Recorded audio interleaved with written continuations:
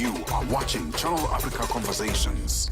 We feel that everything that is going wrong is not because we fail to have the brilliant ideas to bring about change. It's because the leadership at the top has failed to be able to account to people, but also to be a bit more people-centered in terms of service delivery, but also in terms of public interests. Hello and welcome to Channel Africa Conversations. I'm your host, Peter Ndoro. Today in our episode, as Uganda gears up for its fifth multi-party elections in January 2026, the political air is quite charged. The Electoral Commission has revealed that over 170 hopefuls, from seasoned opposition leaders to first-time contenders, have picked up nomination forms in a bid for power. On the one side, veteran President Yoweri Museveni has been unveiled as the governing party's candidate, running to extend his reign beyond 4 decades. And facing him are prominent challengers like Bobi Wine and detained opposition figure Kizza Besigye.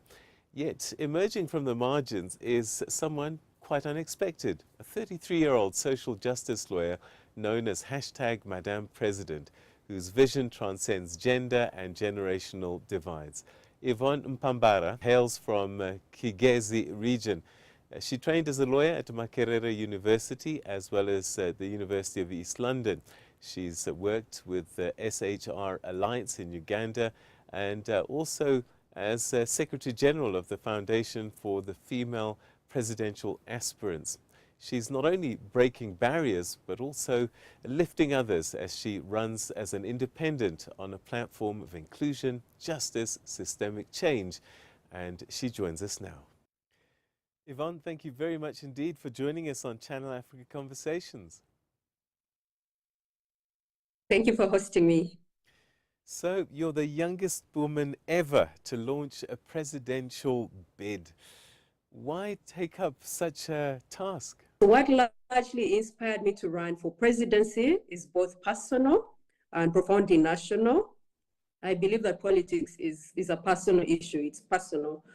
Reasons why? Because the water we drink, the roads we use, the schools we go to, the hospitals we visit, our daily lives in our homes are all shaped by politics. The leadership of our country, but also of our alternative leadership in terms of the dissatisfactions that Ugandans are facing right now, especially young people and especially women who feel marginalized and sidelined when it comes to civic engagement, but also when it comes to the highest office in the seat. Most times, majority of women don't participate because politics has largely been infiltrated by violence. It is a game for men. That is what it's usually called. It's called a game for men, stronghold men. And when you hear majority of people explaining it, they just mean in terms of a military man. And we feel enough is enough. We feel generations, especially that are coming in now, have to find alternative levels of leadership where we survive past the nature of leadership that it has been now. So we largely look at a partnership between ourselves and people that is centered in transparency, accountability, but also people-centeredness, because we feel leadership has largely diverted from that point.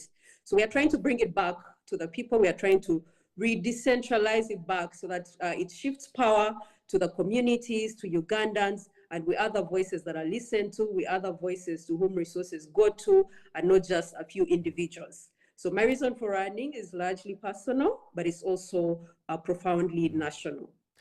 Well, let's talk about that personal story. Growing up in Kabale and Kanungu regions, tell me about those early days in your life and how you think they might have shaped you to where you are today to have such ambitions. Well, I've largely grown up with communities. I have grown up in the community. I was raised, the first early years of my life, I was raised by my grandmothers, both on my mother and father's side. In Kanungu, where I started my journey, that's where I was born, and it's where I was raised for about 8 years before I shifted to Kabale district. So the first early years of my life were largely shaped by women. They were largely shaped by my grandmothers who took care of me. And they raised me up to be a very empathetic and straightforward person who stands for the right thing, who voices issues, who talks for others, so I've grown up being that person that always vocalizes challenges, that always speaks when issues are difficult, the person that always pulls out the contentious discussions, the person that louds the whispers of issues in Uganda. And then later, I largely went to schools that were also shaping bits of how I grew up.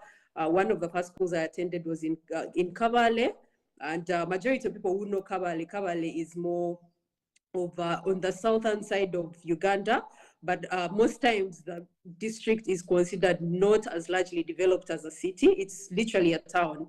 So the education is also considered to be a bit on that same level. But I was shaped by a very strong school growing up because I was in a very diverse community of young people. And in the primary school I was in were a diverse set of young students coming from all over East Africa, including Kenya and Tanzania. So we got to interact with so many different cultures, but also we got to largely, compete in terms of leadership, take up roles, challenge teachers, talk to each other, learn how to ably live with each other, but also learn how to mediate in terms of conflicts and etc. Then when I grew up, of course, I went to secondary school, which was largely a girls' school. And I was there for 6 years. It largely shaped me in terms of etiquette, but also in terms of courage and boldness. I studied law. I spent the majority of my career with communities and at grassroots, trying to find solutions together, trying to partner, trying to move smart investments to communities, and trying to make sure that resources are community-centered and with the people. So majority of what has largely shaped my life is my upbringing, growing up with my grandmothers, and later growing up with an uncle who took me on as a guardian. I lost my father at a very young age. My mother was also a very young mother, but she had a different family. She prioritized a different family, but I was raised largely by my uncle. And the different schools I went to as well slowly shaped the kind of person I am today. As a person of integrity, who is accountable, is very empathetic, and who puts people first before anything, before personal interests. I always serve people. And your sense of justice, I guess, is what led you to the law and social justice as an activity in law. Yes, it did. Yes, it did. No, but maybe even before we go there on a lighter note, majority of the times they used to tell us, oh, lawyers are very rich. If you become a lawyer, you can work anywhere you want. So the first time I actually thought about becoming a lawyer was mostly because I was thinking, maybe I'm going to make something of my life. But then I slowly realized it's what fate had actually decided for me, because I was a person that constantly sought justice. And I constantly even mediated issues between myself, my family, my friends. I was always that person trying to step in to make sure things are okay. But also the fact that I always had the boldest voice to speak over things, to whisper those things that no one wanted to talk about, the contentious issues that are difficult for people to speak, I always spoke them. I realized that my calling was actually in justice, and it's when I actually pursued a law degree, despite the fact that even at the beginning, my parents had not agreed with me studying the law at all. I guess your training as a lawyer gave you the ability to look at things systemically and the bigger picture. And is that why you said that manifestos are becoming pointless unless the system is overhauled? We must overhaul the system in order to see change. I believe that as a Ugandan, over 40 years now, actually, Yoweri Museveni is making about 40 years in governance right now. We feel that everything that is going wrong is not because we fail to have the brilliant ideas to bring about change.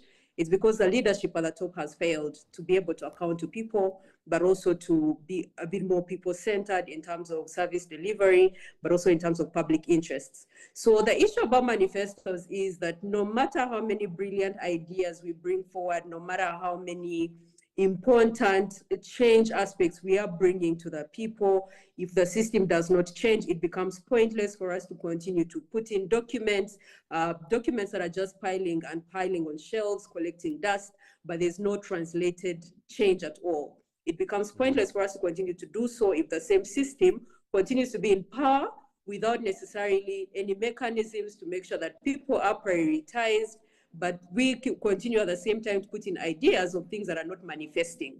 So it's important for us to see our change past manifestos, but into real action. Are we able to take real action as Ugandans? Do we see this country changing and transitioning into new leadership? And are we ready as Ugandans to be able to bring alternative leadership in terms of new voices, in terms of new aspects? I keep telling people that, why don't you prepare for a female president? Will the sky fall down if Uganda gets its very first female president? And to them, it's a bit far-fetched because they've never seen that. But we feel that time is now. We feel Ugandans can no longer wait for permission. So that permission can no longer just be in documents, because we have been so many people that have brought these brilliant ideas on board. We brought these brilliant documents even before, but none of them has yet translated into the change we want to see. So it's a reason why I said, for now, manifestos are not the main point of change. We need to be able to translate the visions and the voices of the people into actual action for us to be able to achieve the kind of change that we want as a country. So one of the things I've started to see on the continent is young people fed up of the systems and having very little faith in them. They've stopped voting. They just don't even show up now. But what they do in their numbers is take to the streets. How are you going to try and prevent that from happening? To stop people having to go to the streets and using the ballot to effect change? I mean, can you see you genuinely being voted in, given the system that you're living under? I see myself being genuinely voted in, despite the high voter apathy, because one, we have been largely community-centered. Our voices are not coming from just individual interests, they're coming from the community. Our voices are coming from the community that have forwarded us into the race to see if things can change, to see if we can be the ones that push in terms of change and leadership in this country. A majority of young people have lost faith in the system because the same systems continue to inflict the same kind of violence, they continue to inflict the same kind of inequality, they continue to deprive them of their future. So they feel they can no longer participate in most of these processes because they've lost trust in the systems. So majority of the work we are meant to do is rebuild and put trust back in the systems, end corruption that has largely made so many people feel they can no longer participate because resources are wasted. There are so many bloated government administrative costs. There's so much going on that no longer caters to people-centered leadership, but only serving personal interests. So majority of them have dropped out because of the violence. They've dropped out because they're not seeing visible change. They've dropped out because they're not seeing alternatives that properly represent their voices. When you talk about... I think you might succeed where Bobi Wine failed, because, I mean, he was a superstar. That alone attracted voters to him. But the system was such that all that he got was actually pushback, harassment, arrest, and persecution. Are you not afraid that might happen to you? Well, leadership constantly comes with risks. I mean, it's almost unavoidable that leadership is associated with risks, but we carry such a large responsibility that we owe to the people, that we owe to the voices that we are representing at this level to make sure that we prioritize what their voices are and the solutions. So we don't work alone, we work with the people. I don't prioritize just my safety, I prioritize the safety of the collective.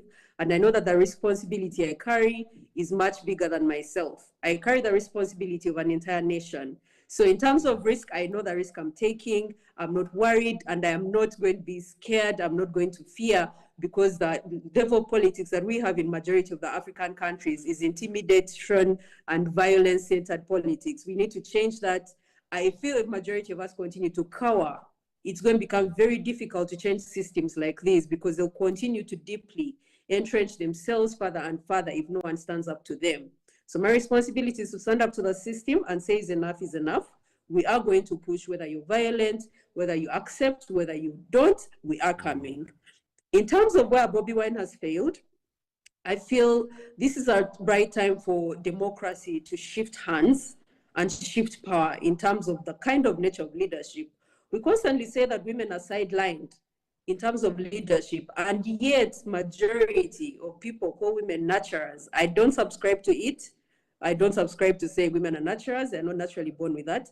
But if you're going to insist that women are naturals and this is a social construct that has been put on them, then you insist that they should also lead this country and use the same empathy they've used to nurture these nations, other sectors, the children, to grow families. Let them grow the country and bring it back to what we want it to be. Because the country right now is bleeding. It is bleeding. We are wasting resources. Our public sectors are in shambles. They are crushed. And we have no other refuge apart from look at alternative leadership. So I feel in terms of what's different is that Bobi Wine is not a woman. I keep emphasizing it. And that unless we are ready for that level of gender, for a total gender shift into something that is different, I feel that nothing much is going to change. There are so many young women. There are so many women that have ideas that can bring them to the table, but these ideas, they never fit. They never feel the decision-making processes. They are most times used as quota fillers. They're not meant to be participating as people can bring ideas onto the table to make actual decisions. We continue to listen to men largely. So I feel Uganda is ready for a female president. I feel we are ready to push. Majority of voters are women. Majority of voters are young women in Uganda. They make at least 51% of the voting bloc. And we're appealing to them to be the ones to shift and raise their voices and say, you know what?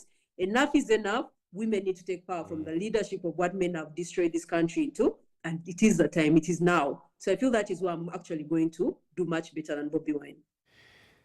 But the system has been working like this for decades, one man in particular, and I wonder if it can be broken. Can it be changed? This is not the first election. It won't be the last for as long as you have this one center of power. What can you possibly expect might happen this time around that's different?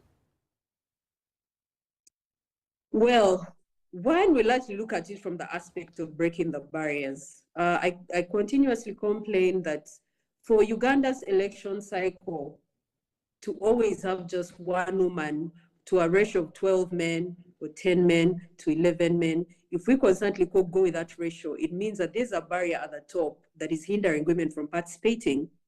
So I feel in terms of breaking barriers, it's a beginning point, because so many women, I think you've been seeing the news that quite a couple of them have picked and declared intentions to actually run for presidency. We are actually a number, we are quite many. I think we are about, in total, the total number is 177, but half of that is actually women that have been picking declaration forms to run for presidency. And before that, the system was completely closed off to Ugandans. We didn't know what happens at the Electoral Commission when it's time to declare for presidency, when it's time to run.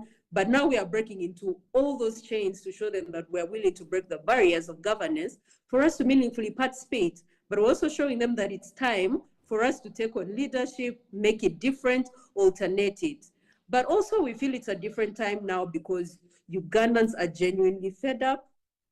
The level of voter apathy going up is a sign of digressing times, and Ugandans are feeling like they've had enough.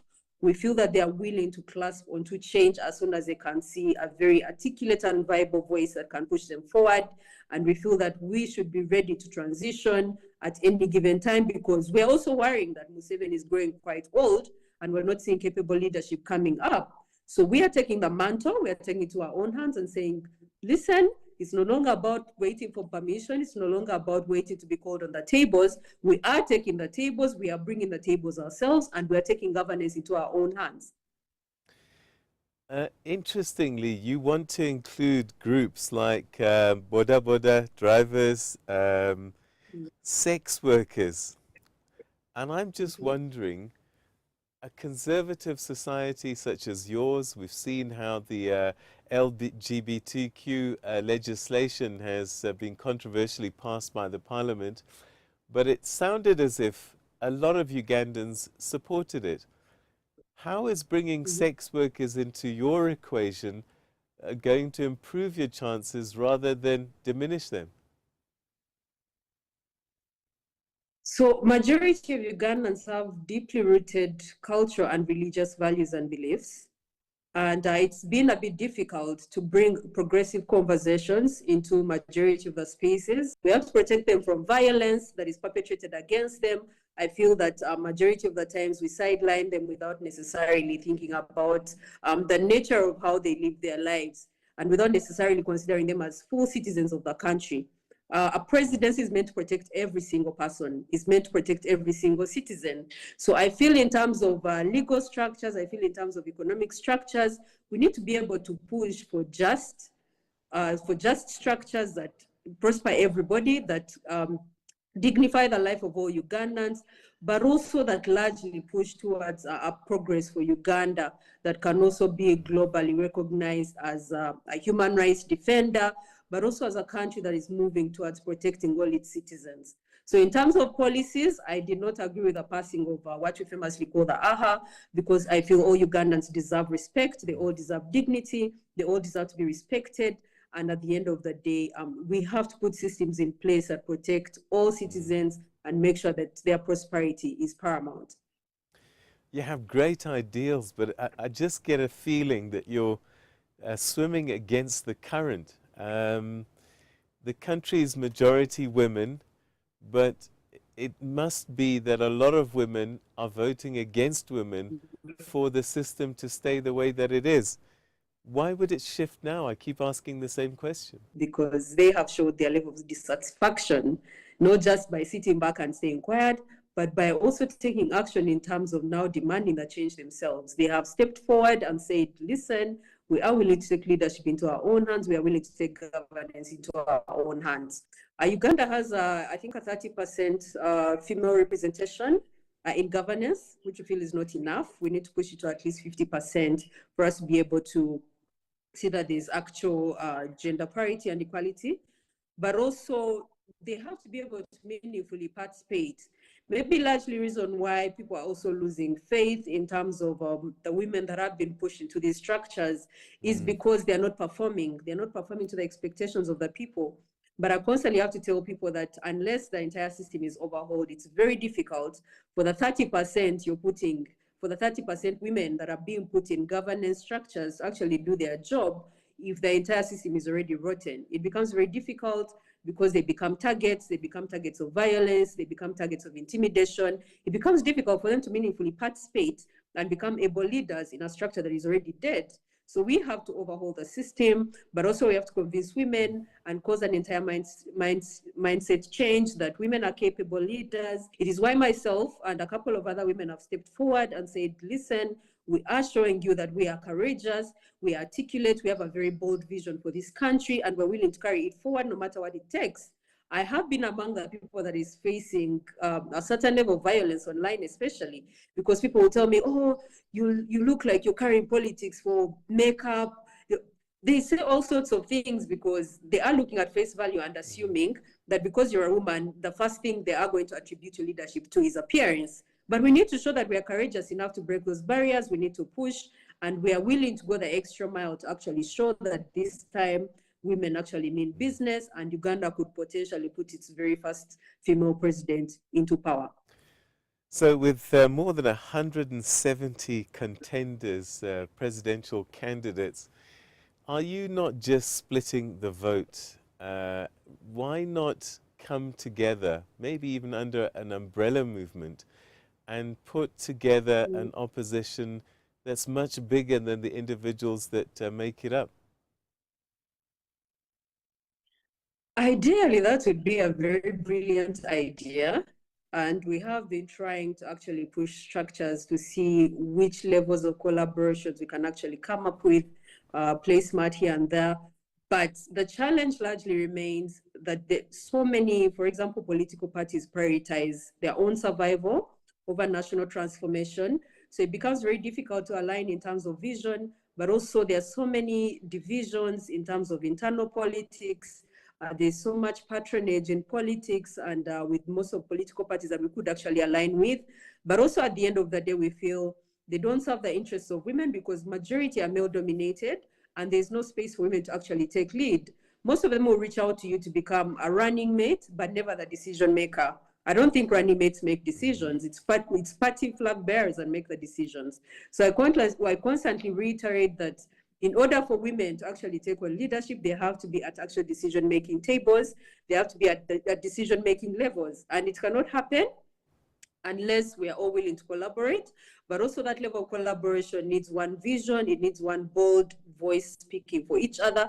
It needs a people-centered strategy, not just trying to survive, trying to get as much money as possible from the government. I think you've heard that majority of them are actually going to receive money, taxpayers' money, to be able to run these elections and run their administrative costs. We feel that majority of them have lost their vision for actually being people-centered. They no longer prioritize the interests of actual Ugandans, but just prioritize their personal growth, their personal survival, and we feel it no longer serves the people. So it becomes very hard to unite without that shared common vision. And we feel maybe in future there are areas for collaboration, but for now we'll push in the different voices we can push to create that change we want to see. But we are largely open to collaboration still. We are largely open to them. Yeah, I keep coming back to the system and the way it's set up. Do you think Yoweri Museveni would let a young 33-year-old woman beat him at the ballot box?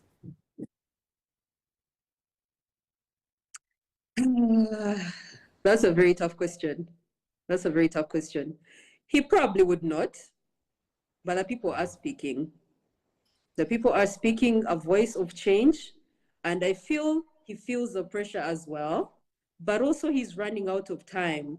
He's running out of time, and majority of his age mates that would have been playing the key role of mentorship, sitting at probably a security council for the elderly, trying to direct leadership in other aspects, taking power and becoming quite senile from the seat, and leaving out actual able-bodied and voice people that could actually carry this country forward. So we feel he may feel the pressure because there's so much political agitation. There are so many movements that are willing to push forward, but also the fact that even this level of voter apathy should be a clear sign that Ugandans are fed up, and them showing up to show that, you know, they are willing to declare and remove him and unseat him. 107 people is not a joke. Them willing to unseat Museveni and say enough is enough, we want to take change into our own hands and reshape this country into what it should be, is a clear indicator that they are ready to even take it to the ballot. The issue we face is that majority of the times the elections are rigged. So we fight for a future where systems don't work properly, and we feel that people have had enough and they're willing to show it in the ballot all the time. But there are also alternatives in terms of political pressure, in terms of building movements based off grassroots and based off communities that are willing to continue to agitate until that change is actually achieved. And I feel that Museveni is feeling that pressure. And if he is a wise man, I feel he's getting ready to actually hand over power and put it into the hands of a new capable leader and an alternative leadership. But people are speculating that the next person who will be taking over from him will be his son. And we've seen this play out in Gabon, in Togo. Might that happen in your country if people like you don't disrupt? We pray it really does not happen. We have structures that we feel should be respected, and we are a democratic country, and we feel in order for this country to move forward, we need to be able to respect certain institutions, democratic institutions, like the ballot and ideas of new leaders that are able to bring forward leadership. Uganda is not a monarchy that leadership is handed over from family member to family member.